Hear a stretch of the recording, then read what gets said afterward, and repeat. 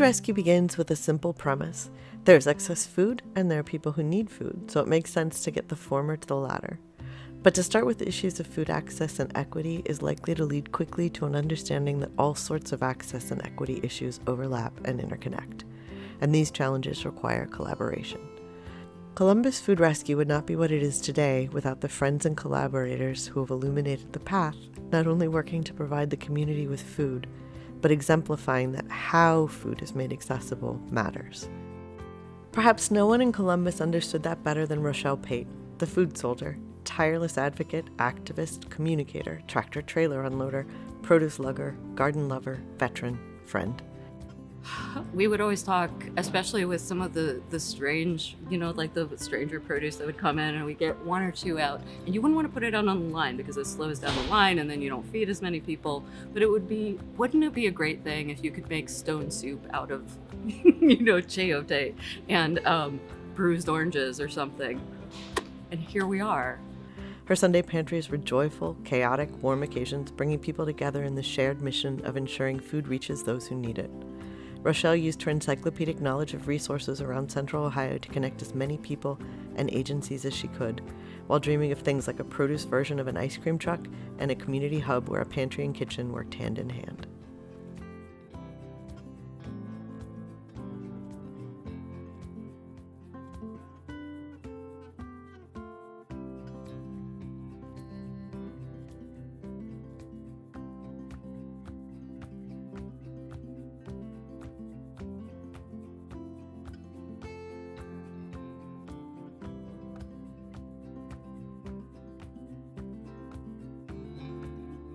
I'm honored to be here to cut up potatoes and do what we need to do just to make sure that these people are still being fed and honor of her.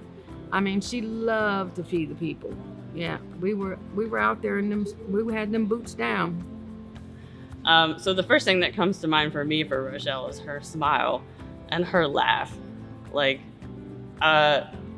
No matter how busy she was, 1,000 people asking her questions and favors, she was always smiling. She would be serious when she needed to, but it was always backed up by so much love behind it. Even if she had to tell you no, it was a smile that went along with it.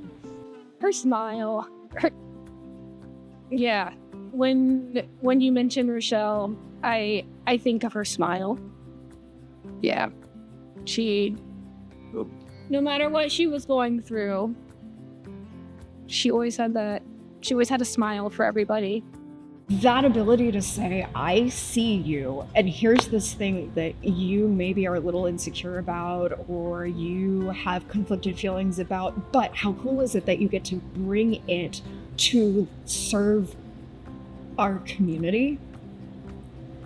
That is a gift that not very many people possess.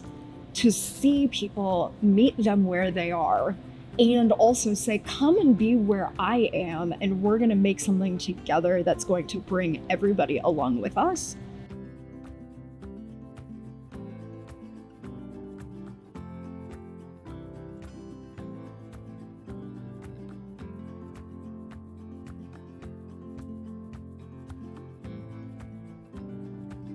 With the support of La Soup and Second Helpings and operating from the amazing new home we have at Local Matters, we've started to realize some of Rochelle's dream at ECDI's Food Fort.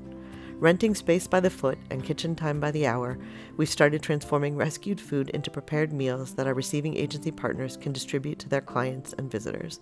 Sukkar for Muslim Family Services, sandwiches for Food Not Bombs, oven-baked cauliflower wings for Crossroads.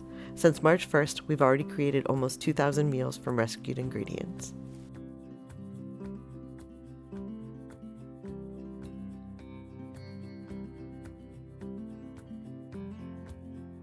Local Matters as a whole believes in food access and education and advocacy. And I think Rose Kitchen really speaks to all of those. And in a way, it's a continuation of what existed before, but strengthened by other contributions. So for instance, Rose Kitchen will be able to take refuge of food, produce that has not been able to be used and now transform it.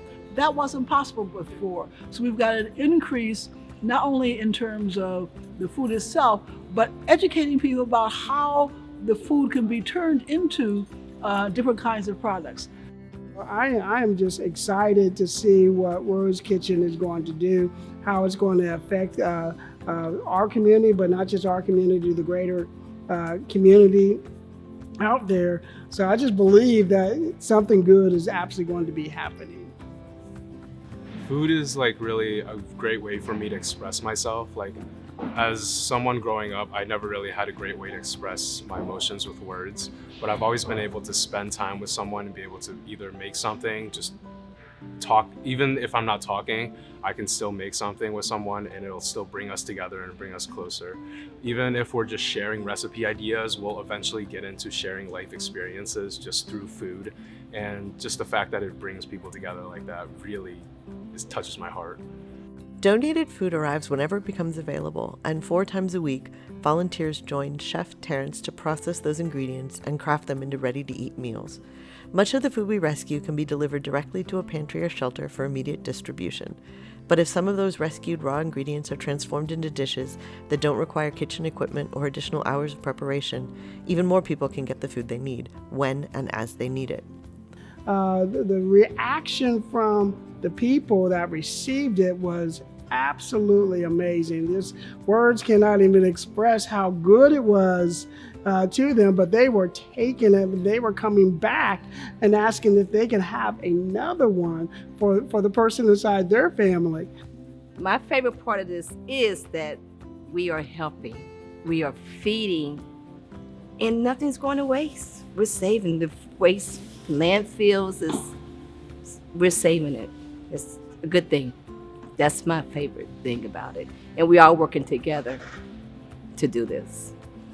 Meeting Roshelle, just learning from the way she was and the way she interacted with people, told me so much about how to build community, how to involve people, how to meet people where they are.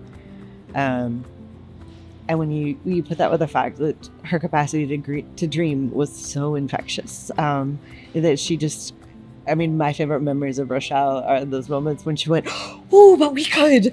Oh, but and like, I love that we can keep doing that, and we can keep thinking, oh, what would Roshelle think of?"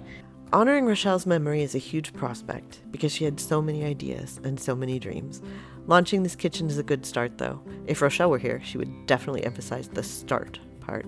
A way to create meals with nutrition, access, flavor, flair, dignity. Or, as Roshelle might have said, to make and send them with love.